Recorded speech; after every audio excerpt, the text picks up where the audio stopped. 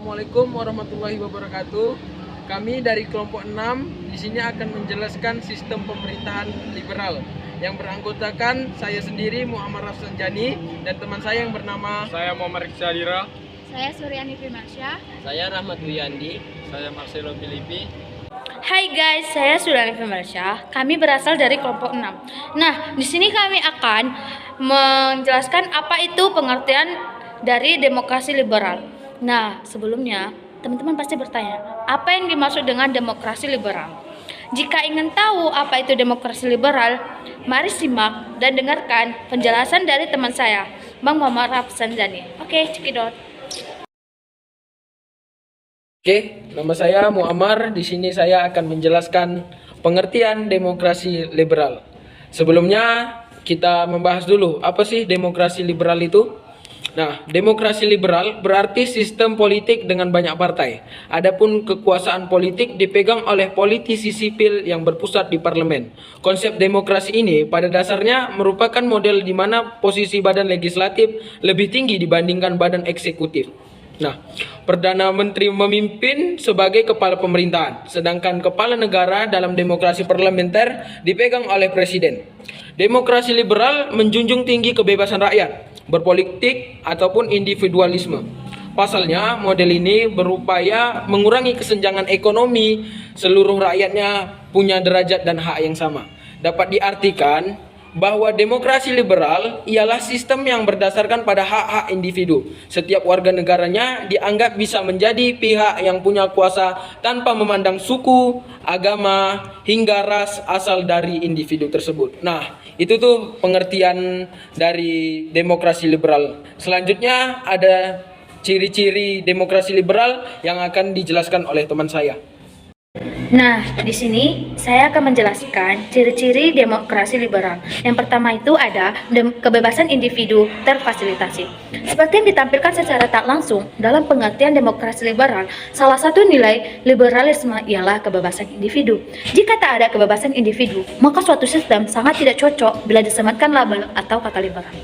Oleh sebab itulah, sangat banyak partai yang berdiri di zaman demokrasi liberal. Tak hanya sampai di situ, bahkan hingga lebih dari 3 partai yang berasaskan agama Islam telah berdiri, seperti Nahdlatul Ulama, Masyumi, Pergerakan Tarbiyah Indonesia, hingga Partai Syarikat Islam Indonesia. Yang kedua itu ada terbatasnya kekuasaan pemerintah. Tahukah kamu mengapa kekuasaan pemerintah itu harus dibatasi dalam ciri demokrasi? Pasti pada bertanya kenapa. Salah satu alasannya yakni agar pemerintahan tidak hanya dikuasai oleh satu kelompok tertentu saja. Ini dianggap penting dalam demokrasi liberal supaya tetap ada mekanisme cek dan balance yang diberlakukan di pemerintahan. Yang ketiga, ada masyarakat dapat berpartisipasi dalam politik. Nah, di sini setiap individu dalam sistem demokrasi liberal bisa berpartisipasi dalam kegiatan politik tanpa dilihat dari segi agama, ras, hingga suku asalnya. Beragam partai yang turut serta pada pemilu 1955 sebagai pemilu pertama di Indonesia menjadi cerminan keikutsertaan berbagai kelompok atau golongan masyarakat. Pasalnya nih, peserta pemilu kala itu memang benar-benar beragam. Bahkan ada pula peserta pemilu yang berupa individu, bukan cuma bentuk partai. Saat itu tercatat juga berbagai partai seperti Partai Sosialis Indonesia, PSI, Partai Komunis Indonesia, PKI, Angkatan Komunis Muda, AKOMA, Murba, sampai Raden Sujono Prawisudarso yang turut meramaikan pemilu 1955. Oke teman-teman, mungkin ini saja yang bisa saya sampaikan dari ciri-ciri demokrasi liberal. Untuk selanjutnya akan dijelaskan teman saya. Dadah. Adapun sejarah demokrasi liberal di Indonesia. Pemerintah demokrasi liberal tak mesti harus mengikuti ideologi politik.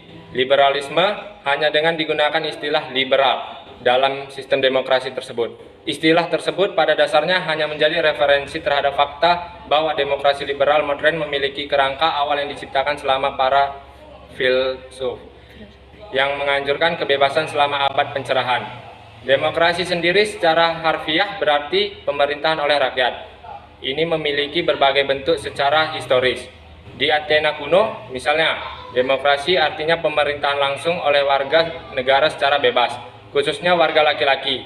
Pada abad ke-21, demokrasi dipahami secara umum sebagai pemerintahan tak langsung, yakni melalui wakil-wakil terpilih. Demokrasi liberal berasal dari doktrin filosofis tertentu dan perkembangan konstitusional yang muncul terutama di Inggris dan Amerika Serikat. Kata sifat liberal sendiri merujuk pada seperangkat doktrin filosofis yang menekan kesetaraan manusia yang dikembangkan pada periode modern awal, kurang lebih pada abad ke-17. Oke, kali ini saya akan menjelaskan jenis-jenis demokrasi liberal. Secara umum terdapat 3 jenis demokrasi liberal. Apa sajakah itu? Yang pertama itu demokrasi liberal de facto. Demokrasi liberal kadang-kadang merupakan bentuk pemerintahan de facto, sementara bentuk-bentuk lain pun secara teknis demikian. Misalnya, monarki Kanada sebenarnya diperintah oleh parlemen yang dipilih secara demokratis. Di Inggris Raya, kedaulatan adalah raja turun-temurun, tetapi kedaulatan de facto atau legislatif adalah rakyat, yakni melalui perwakilan terpilih mereka di parlemen. Itulah sebabnya disebut demokrasi. Nah, yang kedua yaitu representasi proporsional dan pluralitas. Sistem pemungutan suara pluralitas memberikan kursi menurut mayoritas regional. Bila suatu calon perseorangan atau partai politik memiliki suara terbanyak, ialah yang akan memenangkan kursi dan mewakili wilayah tersebut. Nah, yang ketiga, sistem presidensial dan parlementer. Sistem pemerintahan republik ketiga cabang eksekutif dan legislatif dipilih secara terpisah disebut sebagai sistem presidensial. Bedanya bergantung pada dukungan langsung atau tidak langsung dari parlemen. Sekarang waktunya kita mempelajari pula kelebihan dan kekurangan dari konsep demokrasi yang satu ini. Kelebihannya yang pertama, kebebasan individu dijunjung tinggi. Yang kedua, kekuasaan pemerintah lebih terbatas. Yang ketiga, tiap penduduk bisa mengakui hak pendapatan yang lebih tinggi. Yang keempat, persaingan negara untuk lebih maju lebih ketat. Yang kelima, adanya hak kontrol sosial oleh rakyat dalam pemerintah pers. Kekurangannya ialah iklim perpolitikan tak melulu dalam kondisi baik karena jumlah partai yang terlalu banyak. Partai menjadi lebih sibuk mempertahankan kekuasaan sehingga tak fokus membuat kebijakan. Hal ini berkaca dari demokrasi liberal di Indonesia. Bagaimanapun, stabilitas merupakan hal penting. Di sistem demokrasi liberal ini ada beberapa kabinet-kabinet yang menjabat. Yang pertama yaitu Kabinet Natsir. Ia menjabat dari 6 September 1950 sampai 20 Maret 1991. Alasan berakhir jabatannya adanya mosi tidak percaya dari PNI menyangkut pencabutan PP nomor 39 tahun 1950. Prestasi Kabinet Natsir ini adalah Indonesia berhasil masuk PBB. Yang kedua adalah Kabinet Sukiman. Dia menjabat dari 27 April 1951 hingga 3 April 1952. Alasan berakhirnya masa jabatan, penandatanganan kerjasama Menteri UN dengan Duta Besar Amerika dalam agreement atau yang disebut Mutual Security Act. Yang ketiga ada Kabinet Wilopo. Ia menjabat dari 3 April 1952 sampai 30 Juli 1953. Ia menjabat lebih lama karena koalisi Partai PNI dan Masyumi dibentuk Kabinet Zakan atau para ahli. Alasan berakhirnya jabatan, peristiwa di Tanjung Morawa, Sumatera Utara. Yang keempat ada Kabinet Ali Sastro Marjoyo ke-1. Ia menjabat dari 1 Agustus 1953 sampai 24 Juli 1955. Prestasi yang ia raih adalah Konferensi Asia Afrika di Bandung, membatalkan utang Indonesia ke Belanda, dan membentuk panitia pemilu. Alasan berakhirnya masa jabatannya adalah masalah dengan TNI AP. Yang kelima, ada Kabinet Burhanuddin, yang jabatannya mulai dari 12 Agustus 1955 sampai 2 Maret 1956. Adapun prestasi yang dimilikinya, yang pertama, menyelesaikan konflik TNI AD. Yang kedua, menyelenggarakan pemilu pertama di Indonesia pada tahun 1955.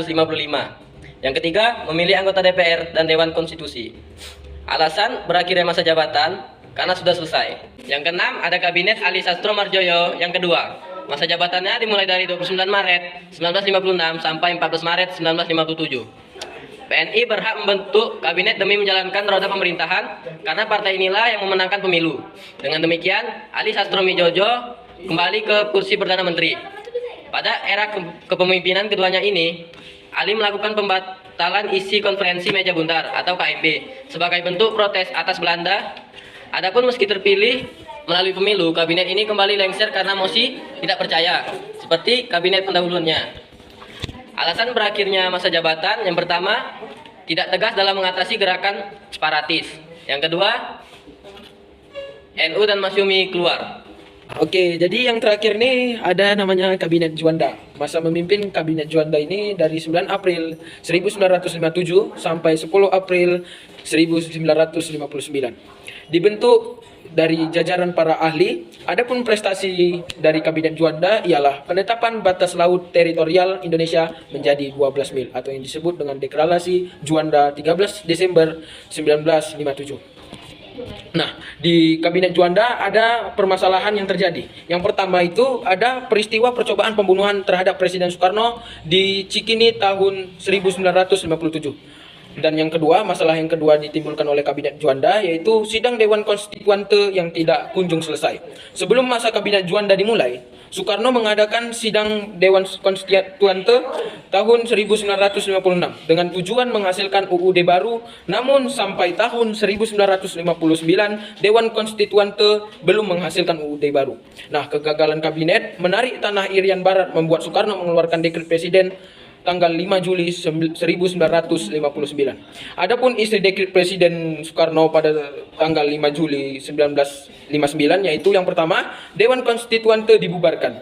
Yang kedua, Undang-Undang Dasar 1945 diberlakukan lagi. Dan yang ketiga, membentuk DPAS dan MPRS. Itulah penjelasan dari 7 kabinet kerja.